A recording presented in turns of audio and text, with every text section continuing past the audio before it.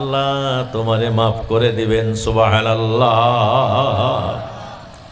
এই নিয়ম ভঙ্গ করে চলতেছ ও জগৎবাসী, তোমরা জানো না কাইফা তাকফুরুনা বিল্লাহি ওয়া কুনতুম আমওয়াতা, তোমরা কেমনে আল্লাহ পাকের নাশকরি করতেছ। অন্য স্থানে আল্লাহ বলেন হাল আতা আলাল ইনসান হিনুম মিনাদ দাহর লাম ইয়াকুন শাইআম মাযকুরা। তুমি আলিম হয়ে গেছো, তুমি গর্ব করতেছো আমি পীরে কামেল রয়েসুল মুফাসসিরি নয়, মানে ওয়াজের সম্রাট, বক্তার সম্রাট, কোকিল কণ্ঠ। এই যে দুনিয়ার নামের আগে যে সমস্ত লকব লাগান হইতাছে, তুমি কি জানো কিছুদিন আগে তোমার যে অবস্থা ছিল এটা কি তুমি ভুলে গেছো? তুমি বিএসসি হইছ, মাস্টার হইছ, প্রফেসর হইছ, হাজি হইছ, তুমি দেশের প্রধানমন্ত্রী হইয়া গেছো, তুমি মুখ্যমন্ত্রী হইছ, তুমি এমএলএ হইছ, জেলা পরিষদ হইছ, কাউন্সিলর হইছ, পঞ্চায়েত প্রেসিডেন্ট হইছ, মেম্বার হইছ। তুমি কি জানো হালা আতা আলাল ইনসান হিনুম মিনাদ দাহর, তুমি এমন একটা জামানায় এমন অবস্থায় ছিলে, তুমি তো ইজ্জত মলানা না, তুমি তো একটা মানুষ ছিল না। লাম ইয়াকুন শাইআম মাযকুরা, তোমারে মানুষ ভাষায় প্রকাশ করত না। তোমার সেই অবস্থাটা কি তুমি ভুইলা গেছ? তাই না গো? যারা অতীতকাল ভুলে যায় তারাই আসল নাশুকুর, তারা নাফরমান। যারা অতীতকাল ভুলে যায়, যেমন কত মানুষ আগে খুব গরিব আসাল, এখন ধনী হয়েছে, অগর চলাফেরা দেখলি মনে কয় জ্বর বাপ দাদা থেকেই ধনী মানুষ। এইবার মনে হয় না? কেগো আছে না মেলা মানুষ এরকম। আবার কত মানুষ গরিব, অগর লেভেল মতো ওরা চলতেছে। আবার কত মানুষ কয় আমরা নদী বঙ্গ, আঙ্গর জমি জমা নাই, আমরা আগে খুব ধনী মানুষ আছিলাম। এখন যে মানে গরিব হইছে, তাও এই গরিবতাটা স্বীকার করবার চায় না। সবচেয়ে শুকর গুজার বান্দা হইল সুখে দুঃখে আল্লাহর শুকর আদায় করব, আর নিজের অতীত কাল যাতে ভুইলা না যায়। অতীত যদি ভুইলা গেল মানুষটার ভিতরে অহংকার আইয়া যাইব। যার জন্য আল্লাহ কইছে হালা আতা আলাল ইনসান, ও মানুষ তোমরা জানো কি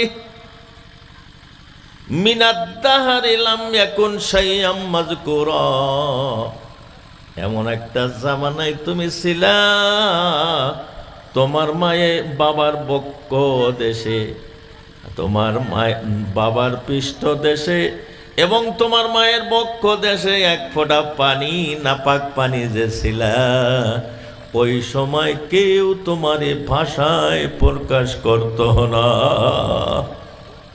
হয় না গো? তাইলে এখন আমি মোল্লা সাহেব হইছি আর উড়াল দিয়ে যা লাগবো? আপনিও যে মানুষ, আমিও সেই মানুষ।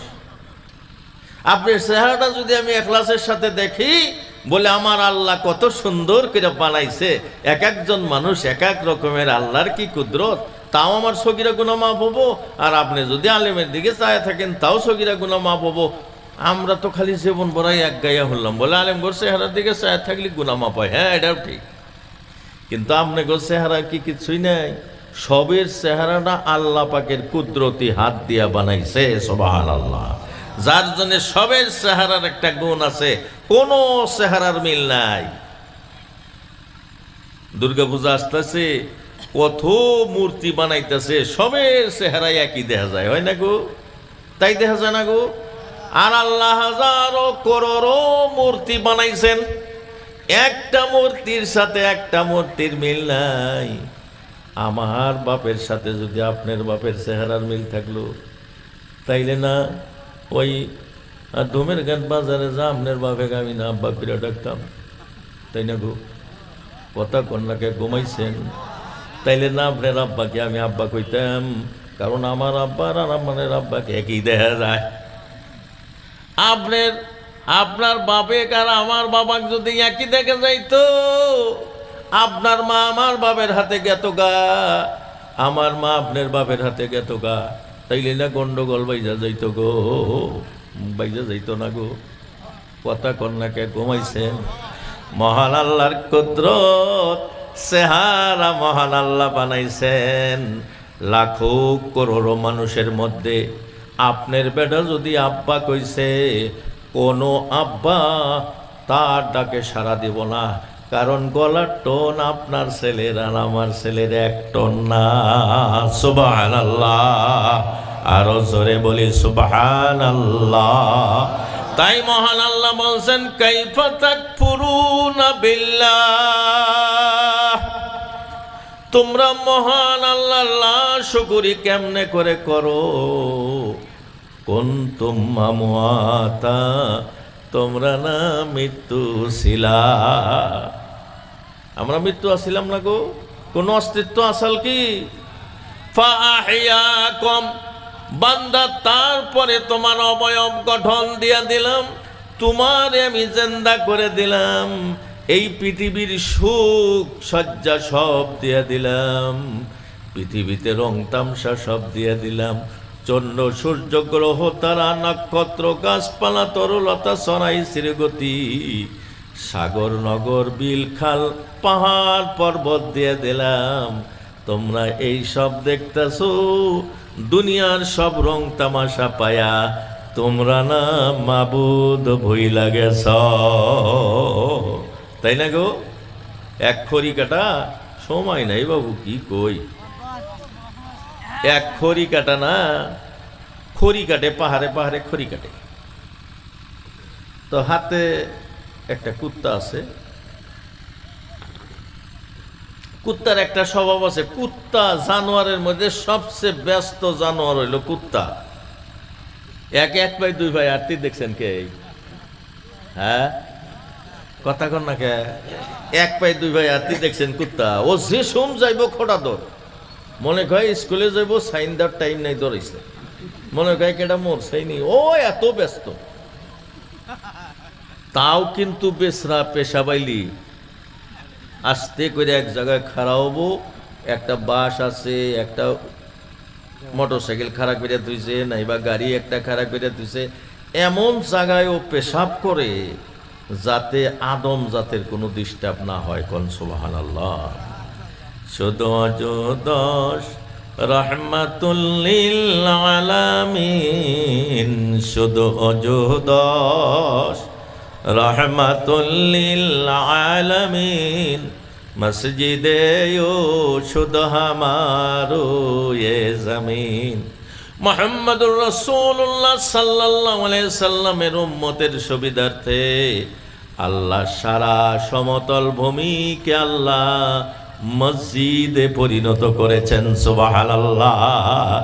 পাহাড়ে যাইব আমার বান্দা, নামাজের টাইম হয়ে গেছে, মানুষটা ওজর দিব বলে এখানে তো মসজিদ নাই, কোথায় নামাজ পড়বো, যাই তো পড়লাম না। কিন্তু আল্লাহ বলতেছেন কি, মসজিদের হুকুম দিয়ে দিছেন, পাহাড়েই তুমি একটা চাদর বিছাও, গামছা বিছাও, পবিত্র কাপড় বিছাইয়া তুমি ওইখানেই নামাজ পড়ো। পানি, আশপাশে পানি নাই, পানির কোনো খবর নাই, মাটি দিয়া তৈমম করো আর আল্লাহর হুকুম পালন করো। এই কথা কুত্তার মতো একটা নিকৃষ্ট জানোয়ার শুনতে পাইল। আর সকল কুত্তার জগতে হায়াতুল হায়ানে লেখছে বন্ধুরা, কুত্তার জগতে এলান করে দিল, কোন কুকুর যেন জীবনে সমতল জায়গায় পেশাব করবা না। আমি যদি সমতল জায়গায় পেশাব করি গো, কোন সময় এক মুসল্লির নামাজের টাইম হয়ে যাইব, আমার পেশাবের উপরে মুসাল্লা বিছাইয়া যাতে নামাজ না পড়ে, তাইলে মাবুদের দরবারে আমি জবাব দিতে পারবো না। সুবহানাল্লাহ। কুত্তা এত সেন্সিয়ার, কুত্তা এত সাবধানতা অবলম্বন কইরা, যার জন্য বাঁশের লগে পেশাব করে, ওইখানে তো আর এমনি করে কপাল ঠেকাবো না, গাড়ির চাক্কায় তো আর সিজদা করবো না, যার জন্য উষা জায়গায় পেশাব করে আমার বন্ধু। আর দেখবেন ঠ্যাংটা উষা কইরা পেশাব করে, এত ব্যস্ত থাকা সত্ত্বেও একটা পেশাবের ফোঁটা বন্ধ না হওয়া পর্যন্ত কুত্তা যত ব্যস্ত থাক তার ঠ্যাংটা নিচে নামায় না। সুবহানাল্লাহ। কুত্তা বুঝতে পারলো পেশাব যদি আমার গায়ে লাগে আমার শরীরটা নাপাক হইয়া যাব, দুর্গন্ধ হব। বড় দুঃখ আর পরিতাপের বিষয়, আজকে আমরা সফল মখলুকাত আমরা যে পেশাব করি গো, লং পেনের চালায় বসাই পারলাম না, খাড়া থেকেই গইসা গেলাম।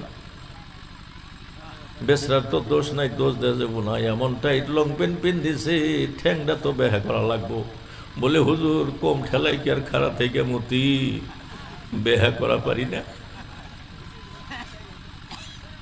আচ্ছা পেশাব করলাম, মানুষে মোর থেকে আইতাছে, ও মোর থেকে আইতাছে, ঝাঁকি একটা দিয়ে সেন্ডা লাগাইয়া মেলা দিলাম। কোন পেশাব করে দাঁড়ানোর পরেও দুই এক ফোঁটা বাড়ায় না, না বাড়ায় কোন কথা কন না কে? তাহলে এই মানুষটা আল্লাহ কোরআনের একটা জায়গায় কইছে উলাইকা কাল আনআম, তারা চতুষ্পদ জানোয়ারের মতো। কয়া হেরা আল্লাহ পরে পরে আবার বলছেন না না, জানোয়ারের মতো না, বালহু মাজাল, তার চাইতে নিকৃষ্ট। কুত্তাটাও ঠ্যাং তোলা করে মুতলো। একটা ছাগি যদি পেশাব করে মাঞ্জাটা মাটি সই করে দিয়ে পেশাব করে, ওই হাইলানিটাও জানলো বলে আমার শরীর নাপাক হবো, পেশাবের সিট ওইটা, ও মাঞ্জাটা মাটি সই সই করে পেশাব করলো, করে না গো। তাইলে মানুষ ভালো না কুত্তা ভালো?